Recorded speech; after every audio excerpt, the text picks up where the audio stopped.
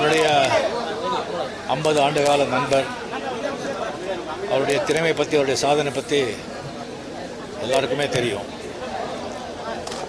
இண்டஸ்ட்ரிக்கு வந்து நிறைய தொழில்நுட்ப கலைஞர்கள், டைரக்டர்கள், நடிகைகளை வந்து அறிமுகப்படுத்தி அவரை வாழ வைத்த, திரையுலகத்தை வாழ வைத்தவர் பாரதி ராஜா அவர்கள்.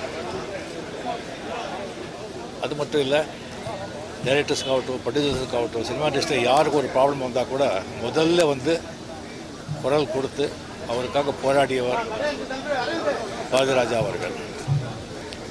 இன்னும் எத்தனை ஆண்டுகளானால் கூட அவருடைய படைப்புகள் மறக்க மாட்டாங்க. அவர் பேர் என்றென்றுக்கும் தமிழ் மக்கள் இதயத்தில் என்றென்றுக்கும் இருக்கும். தனிப்பட்ட முறையில் அவர் ஒரு குழந்தை மாதிரி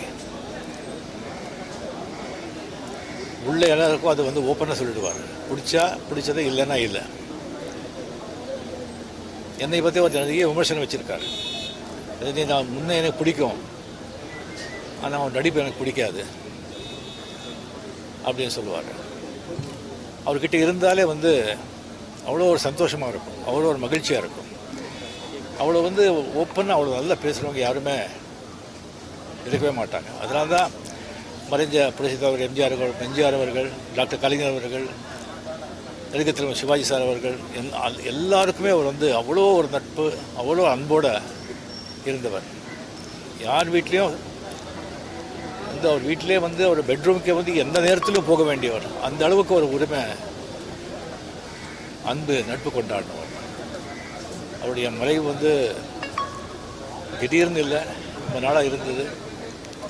எனக்கு வந்து அவர் உயிரோடு இருக்கும்போதே வந்து நான் பார்க்கணும் சொன்னால், இல்லை எனக்கு கொஞ்சம் சரியாயிடுவார், குணமாயிடுவார், அப்போ வாங்க அப்போ சொல்லிகிட்டே இருந்தாங்க. அது வந்து அவர் உதவியோடு இருக்கும்போது லாஸ்ட் டயத்தில் வந்து அவர் பார்க்காமலே போயிடுச்சு. அவர் என்றென்றும் என்னுடைய நிறைவில் என் கூடவே எல்லாரும் அவர் எப்போவும் இருப்பார். இன்னும் ஒரு ஆத்ம சாந்தி அடையட்டும். அவர் குடும்பத்தாருக்கு என்னுடைய ஆழ்ந்த அனுதாபங்கள். நன்றி.